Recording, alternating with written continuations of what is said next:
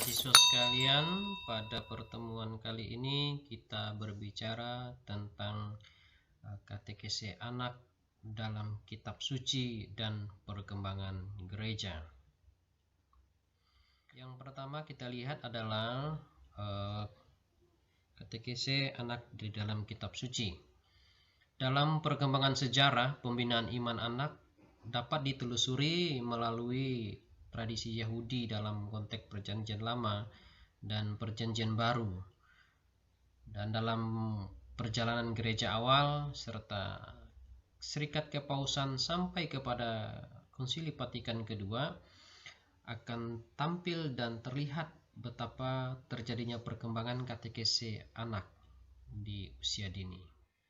Dalam kitab suci Perjanjian Lama kita melihat bahwa dalam kitab Ulangan bab 6 ayat 4 sampai 7 dikatakan bahwa kasihlah Tuhan Allahmu dengan segenap hati, dengan segenap jiwa, dan dengan segenap kekuatan, dan seterusnya. Silahkan para mahasiswa baca di ayat tersebut. Dalam ayat tersebut mengatakan bahwa mengajarkan berulang-ulang kepada anak-anakmu itu mengatakan bahwa mengasihi Tuhan dan dengan segenap hati, segenap jiwa, dan seterusnya itu diajarkan secara berulang-ulang kepada anak-anak kita. Nah, kapan disampaikan? Nah, dalam setiap kesempatan, baik di rumah, dalam perjalanan, ketika berbaring, atau saat bangun tidur, artinya setiap kesempatan.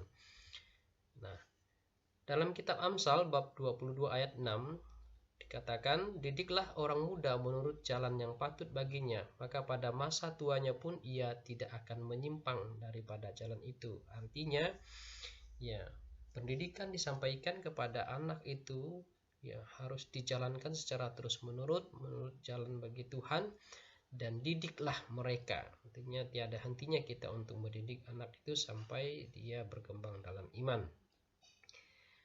Ketika bangsa Yahudi dibuang ke Babel pada abad ke-6 sebelum Masehi, ya, mereka beribadah setiap hari Sabat atau hari Sabtu di sinagoga. Nah, sinagoga itu apa? Biasa dipakai sebagai tempat anak-anak Yahudi memulai usia 5 sampai 12 tahun belajar menulis dan membaca kitab suci. Bahkan pada usia 12 tahun, anak yang memiliki kemampuan seperti anak laki-laki sudah diperkenankan pertama kali untuk membaca Taurat di dalam ibadat di sinagoga, seperti contoh yang pernah dilakukan oleh Yesus itu sendiri. Dalam kitab suci Perjanjian Baru kita berangkat dari Injil Matius bab 19 ayat 14, atau kita bisa juga lihat dalam Injil Lukas bab 2 ayat 46 sampai 47. Nah, nanti silakan para mahasiswa baca bahwa ya di sana Yesus mengatakan, biarkanlah anak-anak itu datang kepadanya, ya, jangan menghalangi mereka, ya, sebab mereka seperti itulah yang mempunyai kerajaan surga. Jadi Yesus mau mengatakan, ya biarkan anak itu mencari Tuhan, datang kepada Yesus, karena di dalam diri mereka lah ada kerajaan surga. Mengapa? Karena karakter dari anak itu adalah karakter hidup beriman. Sifat anak yang polos, sifat anak yang terbuka, sifat anak yang jujur itu merupakan karakter-karakter dalam hidup beriman.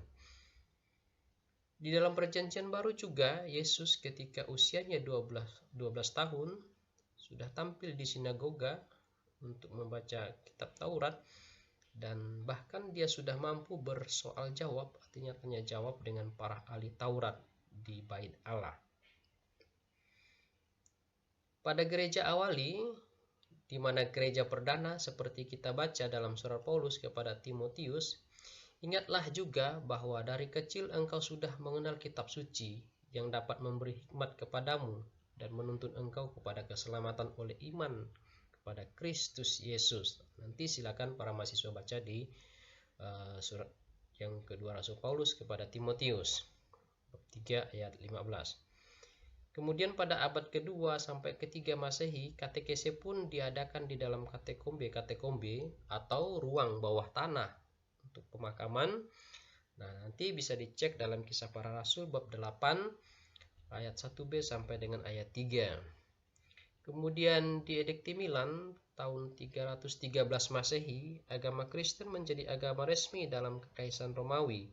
Maka dimulailah pengajaran yang dilakukan dengan katekese yang sifatnya naratif, artinya bercerita, disampaikan kepada calon baptis, kepada anak-anak, agar dapat mengerti dan mengenal kitab suci.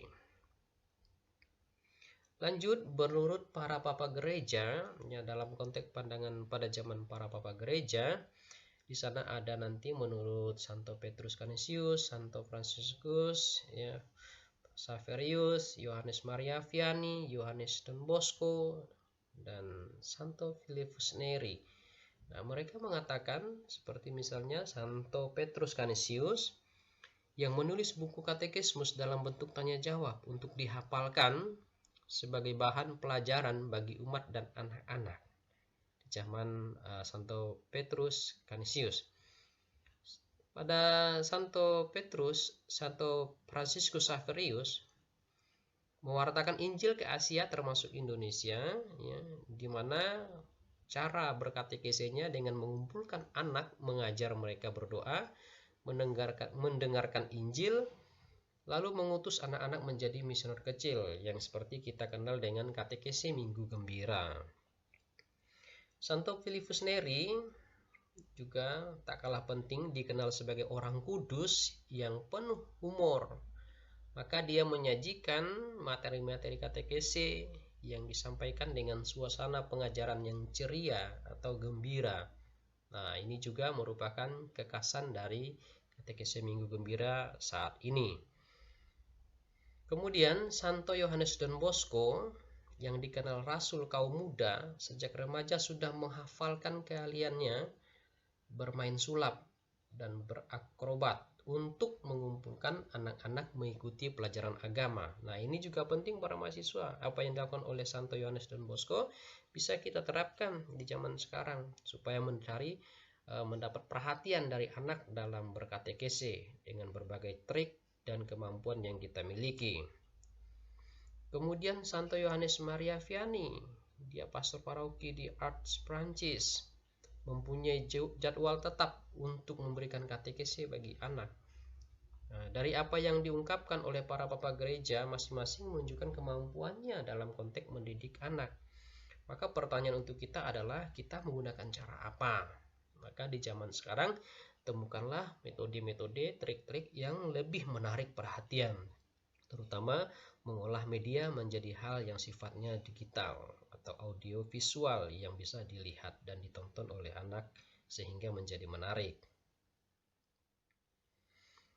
Menurut dokumen Konsili Vatikan kedua, nanti para mahasiswa silakan membaca dokumen Konsili Vatikan kedua, ya, ada disampaikan di tugas. Nah, dalam Gravissimum Educationis artikel 4 yang menyebutkan juga tentang pendidikan Kristen. Ya, kemudian dalam Direktorum Umum Katekese artikel 79, nah, tugas katekese terhadap anak pertama mendidik anak menjadi orang beriman.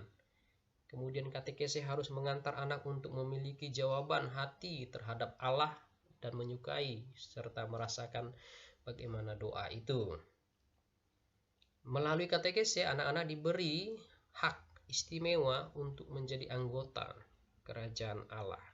Maka ini yang harus kita pahami, yang harus kita mengerti dalam konteks mengantar anak untuk hidup beriman. Katekese dalam dokumen gereja nanti bisa dilihat dalam ensiklik Tahun Gereja, kemudian para mahasiswa juga boleh baca, ya, di pembinaan iman anak sejak dini, di rumah, di sekolah, dan tugas gereja yang termuat dalam pernyataan Paus Yohanes Paulus II, ya, dokumen-dokumen yang dikeluarkan oleh beliau. Nah, di sana ada juga orang tua yang harus memperhatikan tingkat kerohanian anak, di mana orang tua menjadi tanggung jawab utama dan terutama dalam pendidikan iman anak. Lalu nanti bisa juga para mahasiswa cek di Katekese Trandende artikel 37, kemudian tentang pernyataan anak pembaptisan bayi, ya, sebagai sarana berkatekese. Kemudian juga ditemukan bisa dibandingkan dalam Katekesi Tradende artikel 67, di mana gereja paroki itu membantu dan melengkapi dalam konteks pembinaan iman anak. Sehingga ya keluarga, sekolah, gereja itu berperan untuk mengantar anak mengenal Allah. Nah, baik para mahasiswa sekalian, kita lihat bahwa dalam katekese di dalam dokumen gereja juga bisa para mahasiswa cek di Direktorum Kata Ketik Umum, kemudian dalam Evangelii Nuntiandi, kemudian dalam Katekese Tradende. Silakan dibaca di sana tentang pernyataan gereja yang berkaitan dengan pembinaan iman anak. Baik, demikian para mahasiswa sekalian untuk materi hari ini.